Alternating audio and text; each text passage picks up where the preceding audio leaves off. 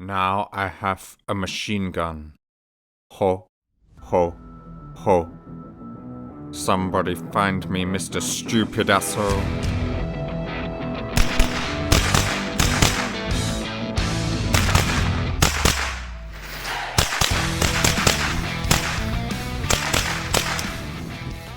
Merry Christmas and Happy New Year.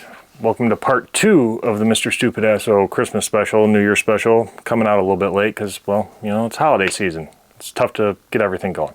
How did you like the intro? Drop a comment below. How did I do? Was it good? Was it bad? Mediocre? Did you laugh at least? Die Hard is a great Christmas movie, and I hope you watched it this year. But right now, we're going to go over one of the firearms we end up seeing in Die Hard, kind of. The H&K MP5, but this one is actually a clone. This is the Zenith Arms ZF-5. We're going to go over kind of the whole gamut of options, what you end up getting with it, how I have mine spec'd out and set up, and how my experience has been with this firearm.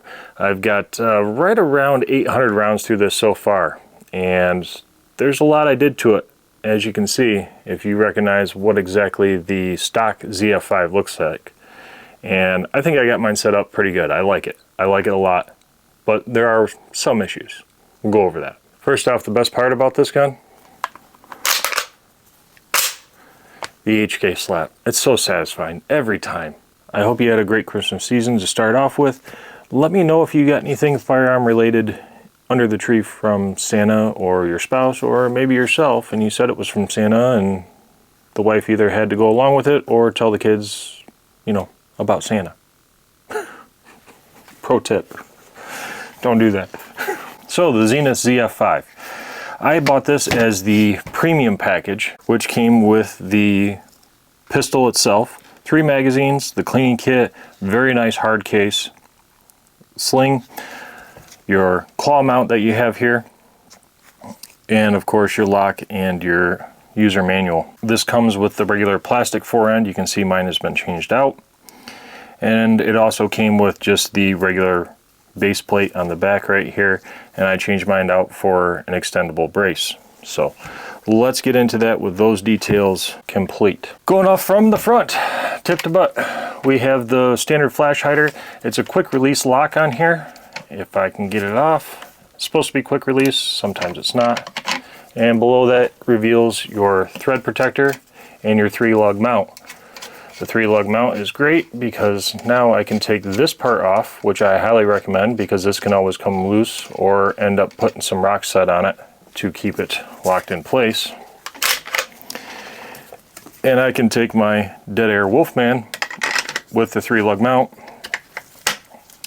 and we're locked on there. It's a little bit long for this setup. However, I can always take this portion off if I can get it loose. Take my front cap and place that on here. It's a little bit more acceptable as far as length goes. It's not an H&K MP5 SD, but it'll do, and it works great with the suppressor.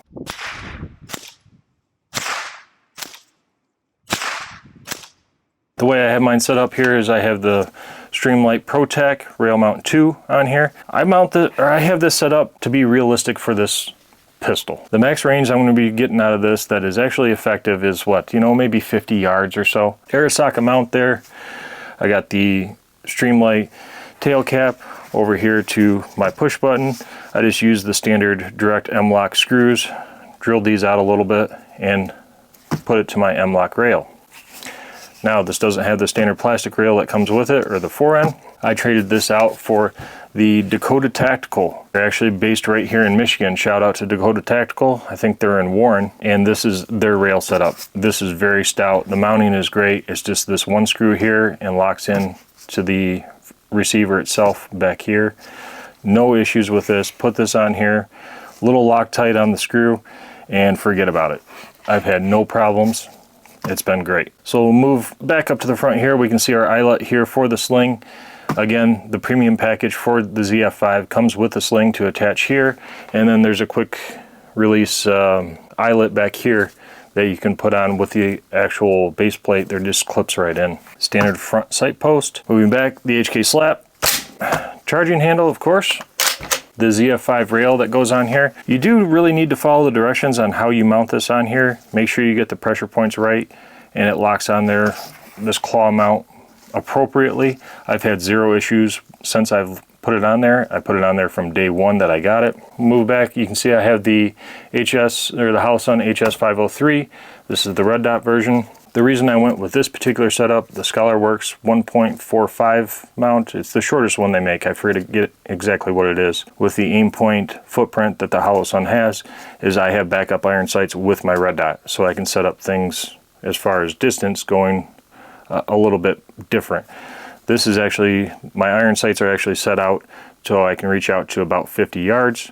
This goes out to 15 yards, my red dot. Moving back, one of the best things I like about this, a lot of complaints people have about the MP5 setup, especially the HK MP5S, is being able to reach this safety.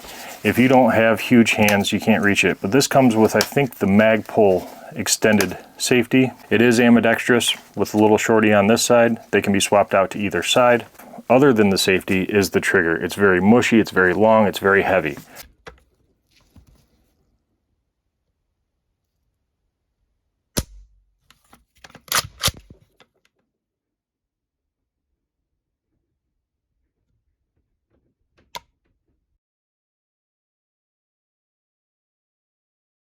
However, I sent mine out to a guy named Bill Springfield. All he does is HK work, it seems like. I think I sent the trigger pack out there on a Friday, and I believe by the next Friday I had it back at my house. But let me show you this trigger now that I worked on it. We're pretty much at the wall. We just have a little bit of creep, and then it breaks. That's it. A lot better than stock. It's atrocious, the stock MP5 trigger setup. Now we'll do the reset. There it is. And then back at the wall, just a little bit of creep and pull. Reset again. There it is. Very happy with the way this trigger came back. Very economical to have the work done too. I don't remember exactly what it is, but I'll leave some links in the description below if you want to send yours out. Going back to the lower a little bit, we have our mag release here, your mag release, and then of course you have the mag release on the other side that nobody can ever use because you have to have long fingers. I have rather big hands, and still pushing it down is very hard, and it does not drop free. I do have one aftermarket, I guess you could say, magazine. This is the CTS magazine. This works pretty good, but it's a lot more sticky, but definitely not ideal for home defense. This magazine, you're going to want to stick with the metal magazines. It's just too tight of a fit. I might grind this down or sand it down a little bit, see if we can get a better fit without affecting the function. So one of the things that led me to get the ZF-5 over the MP5, one, the price. This was half the price, if not less, than the MP5S. The ZF-5 also has the diopter rear sight, which you could not get with the MP5S, or the single action, semi-auto action MP5. I really like this traditional diopter sight. It has the small for your longer range, medium, a little bit bigger, and large. And I just keep it on that small because, again, I have that sighted in for a little bit longer range. That was important to me. It kind of stays with the traditional MP5 setup, and I just had to have it.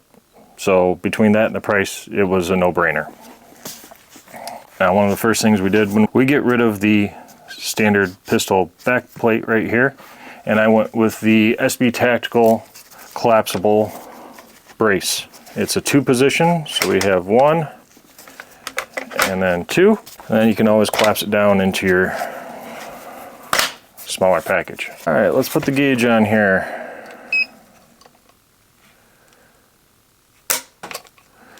4 pounds 14 ounces. 4 pounds 9 ounces.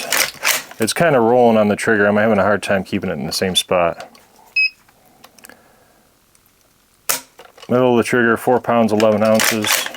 Now let's go over the likes and gripes. Gripe about this: the traditional MP5 grip angle, when you're holding it close to your shoulder with your brace, could be more vertical to be more ergonomic, and I think that would make the mag release button over here a little more feasible to use if this grip angle was a little more vertical. This is made to be a short setup. There I go, activate my light. So it seems like this is something that could be improved, maybe even in the aftermarket, if there isn't already something out there that I don't know about. The trigger from the factory, I believe I got footage on. I'm going to put it in here. It is just horrible. It could definitely be improved on, but this is a legacy item. I mean, it's been out for what, 40 years, over 40 years, this design, so you can't complain about it too much. The claw mount for optics is great. I don't have anything to complain about there. I guess the only thing you could do is design it to have a integrated rail on it, but not a big deal. The aftermarket support for the MP5 platform, this being the ZF-5, is absolutely great. And the price point for the Zenith version, the clone version of the MP5, really leaves a lot in your account to be able to upgrade this and make it yours. Make it exactly how you want it to be. Set it up exactly to fit you the best it can be and for whatever mission or whatever purpose you have it for. One of the other things I like about this, that everybody likes about it, is the soft recoil. Even my daughter shoots this. She's tiny. I mean, she's 18, but she's like 90 pounds or 100 pounds soaking wet. She has a good time shooting this. She loves that there's hardly any recoil to it. It's very comfortable to shoot. You can shoot it very rapidly, stay on target, out to a decent distance. I mean, you could mag dump into a silhouette and easily, with minimal training or experience with this particular platform, land every single round in at least the A or the B zone. Overall, I love this. This is my home defense setup that I would use and kind of have it set up for. I have a good time shooting it. I really need to get out and shoot some more drills with it, have some fun, stretch its legs a little bit more. There's nothing more satisfying. The best thing, I highly recommend it. If you know somebody or you are in the market for the ZF-5 or an MP5 platform, that's just so satisfying. It puts a smile on your face every single time. I think you'll like it. You couple this up with a can, you're not going to have any more felt recoil. If anything, I'd say it probably remains the same or gets a little bit better. So I think that pretty much wraps it up for the Zenith ZF-5 review that we have here. If you want to see more shooting with us, you want to end up seeing more use of it, some drills and stuff, or more details, you have questions, comments, drop those below. I'll try to do my best to answer them. And this is not the part of the video where I ask you to like or subscribe. This is the part of the video I ask you to take a new shooter out, somebody you know, teach them more about firearms, teach them about firearm safety, history and tradition in this country, hunting, whatever it may be, self-defense. Because if they end up falling in love with guns, they're never going to have money for drugs. And that's a good thing. We'll see y'all next time.